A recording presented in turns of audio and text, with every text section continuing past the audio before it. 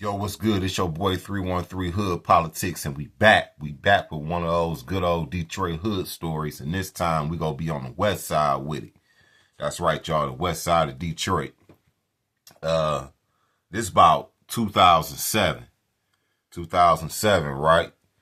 I'm fucked up. Just getting out of high school. Shit, I need to make some money. I'm fucked up. Scrambling around here and there, trying to make shit work, trying to get shit to pop, but I need some bread. A nigga putting in job apps, but man, I need to eat right now. I can't wait till a job call me back. So I got a partner. He a heavy hitter, bright cat. He had been getting money a long time and shit. But he wasn't getting money in the city of Detroit. He wasn't hustling in Detroit. He felt like it was too many people hustling in Detroit, and the kind of money he wanted, he could double it out of town. Remember I told y'all the last video I did, most cats that hustle, they want to go out of town because you can double your money. What you making for let's say an ounce for in Detroit, you probably can get an extra 1,000 down out of town, depending on what state and city and where you located at out of town. So I got a partner, a bright cat. He getting money, been getting money for years out of town though, killing them. He come back to Detroit, killing them, making niggas look like they wasting their time hustling in the city. Long story short, my man's got a spot down in Elkhart, Indiana. Yup. He got a spot down there doing numbers. Man, he doing my nigga got a spot down there doing numbers. He doing $20 rocks. The motherfucking rocks was so big because he showed them to the guys when he was here in the city. But he like, nigga, this a 20, right? If I cut half this bitch and take it down to where I'm at, I can get 20 for half, nigga. For half of these and sell the other half for 20. So I'm really making 40 off of 20. Them fucking rocks was that fucking big, dog. And he was getting rid of them in Indiana. So this particular time, he had a little runner down there in Indiana. He had a little worker. I ain't gonna say runner. I'm gonna say worker. He had a worker down there that he used to, use to jump on a Greyhound, take that down there to serve that up. Or if he needs somebody to go down there and roll in Indiana. So this particular worker he had working for him wind up getting locked up. He wind up getting locked up down in Indiana. He got pulled over and shit and had a burner on him. So my man's bailed him out of jail, but of course when he went back to court, he lost the case. He had, had to do 5 years and shit for the dirty gun. So now my man's looking for somebody to jump on a Greyhound and go to Indiana for him. So I'm like, damn. This the perfect motherfucking opportunity because I need the money and shit, I want to see a change of scenery anyway.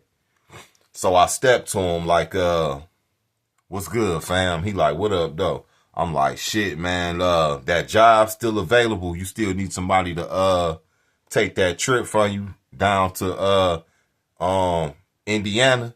He like, hell yeah, you got somebody for me, Reg? Man, I'm trying to get this shit cracking by now. He was telling me that he could do it himself, but he got so much business and shit he got to take care of. He really ain't trying to be working out the crib like that. And then, man, when a nigga that made it that big into the game, he really ain't trying to touch the little shit for real, man. That nigga more so on keeping the money in track, making sure the money coming in right, the work getting put in right, and the fiends is satisfied with his product. So niggas like on that level, big time hitters like that, they ain't really trying to work out no crib. So they always looking for niggas to work shifts and do little odd jobs for them. So this particular time I stepped to him, I'm like, yeah, dog, that job still open. He like, yeah, you know somebody? I'm like, shit, nigga, me. I'm fucked up. He like, damn, Reg, why you ain't tell me you was fucked up, man? You know, I would have been put you on. I'm like, shit, man, because the nigga was trying to do other shit. You know, man, the streets wasn't my first option to go to, but it looked like it's finna be an option because, like I said, I need to eat right now, nigga. I got shit to do. So he like, all right, bet. You ready to leave tomorrow night? I'm like, yeah, shit, tomorrow night. Fuck it, cool. He like, all right, nigga, I got somebody at the crib over there off of Lasher right now. Lasher and Finkel right now. At my baby mom's crib, whipping up a brick. I got somebody at my BM crib right now putting together a brick. And when they done cooking it, weighing it, cutting it up and packaging it, I'ma call you. So give me to about 2 o'clock. He telling me this the day before at night. So he like, I'ma call you the next day about 2 o'clock when they done. And then boom, I'm gonna get your bus ticket and shit. I'm like, all right, bet. So that day come, tomorrow come and shit. I'm telling my OG, she like, where you going? What you packing up a suitcase for? I'm like, shit, I found me a job in Indiana doing security and shit for this little company, this little warehouse company. She like, for real? I'm like, yeah, it's just for the summer. Then I'll be back. They only need somebody for the summer. Then when September come back around, I'll be back in the city, Detroit, whatever. Mom, she ain't checking to see if a nigga telling the truth or not. She like, all right, be careful. So I get my suitcase packed. I call my mans like, yo, what time you say the Greyhound leaving? He's like, I'm gonna come get you from your mom house around 2 o'clock. The bus pull off, Reg, at 4. So my nigga, be ready. Cause I need you down there on time. The fiends down in Elkhart beating the dough in. My other baby mama down there said this nigga had a girl down there set up with a crib and all that, but he banging out that bitch. So I'm like, all right, bet. So later on, so about an hour later, I say about 3 o'clock, I'm like, damn, where this nigga at? I gets a call from my man. He like, where you at, Reg? I'm like, I'm at the crib. He like, I'm on my way. So I'm like, all right, bet. You good? He like, yeah, I'm good. I'm like, damn, all right, you sound, I'm like, this nigga sound different as hell from when I talked to him last night and earlier today, but whatever, I'm ready to go get this money. So this nigga pull up on me. I get in the car. We riding. He like, nigga. I'm like, what's up? He like, nigga, man, I don't know about that Indiana shit right now, man. That shit hot. I'm like, what you mean? He like, nigga, dog, my baby mama just called me from the goddamn precinct, man. Said they raided the motherfucking crib this morning, dog. I said, nigga, get the motherfuck out of here, dog. Is you serious? He like, dog, yes, nigga. Man, all I could say is, it wasn't my time. It ain't my motherfucking time.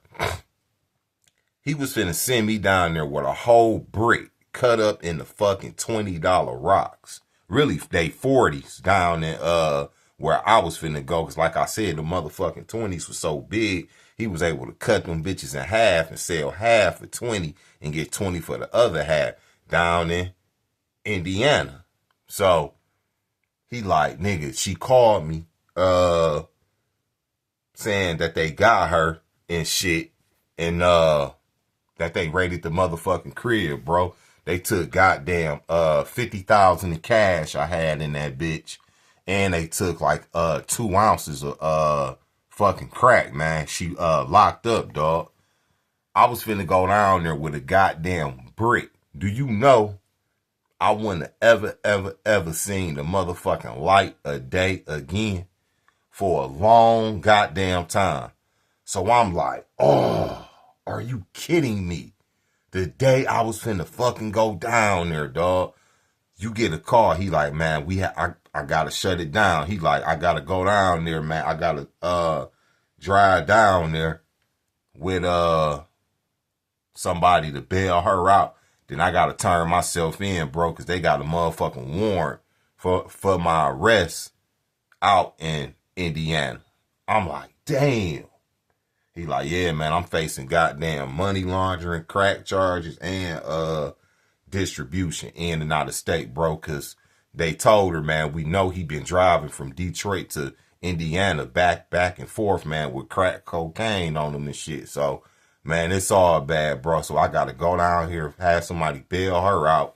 Then I gotta turn myself in, bro, cause I ain't finna be no fugitive. So I'm like, damn, my nigga, man, you show nigga, fuck that shit. He like, nah, man, cause in the minute they gonna start coming down here, man, knocking on doors and shit and trying to lock everybody up that I love and shit, bro. I ain't, I ain't finna be running for the rest of my life, man. I'ma just gonna go face this shit, man. So my nigga wound up doing that, getting this other girl out of jail and shit, and turned himself in, man, and he wound up having to do 10 years, man. He copped out to the gun and shit, and they charged him for the 2 ounces of cocaine, man, and he had to do 10 years in the motherfucking federal penitentiary, man. But he wound up getting out in 2017, and he been on the straight and narrow ever since, man. But that was just a little hood story I had for y'all, man. Yup, my ass was finna jump on that Greyhound with a whole brick cut up in the motherfucking 20s and working 20s, and before I could get to the goddamn bus station good enough, my mans who I was going down there for, his motherfucking spot wound up getting raided the day I was going down there. So, man, the Lord be looking over my ass, man. It's your boy 313 Hood Politics, man. I'll holler at y'all later. 1.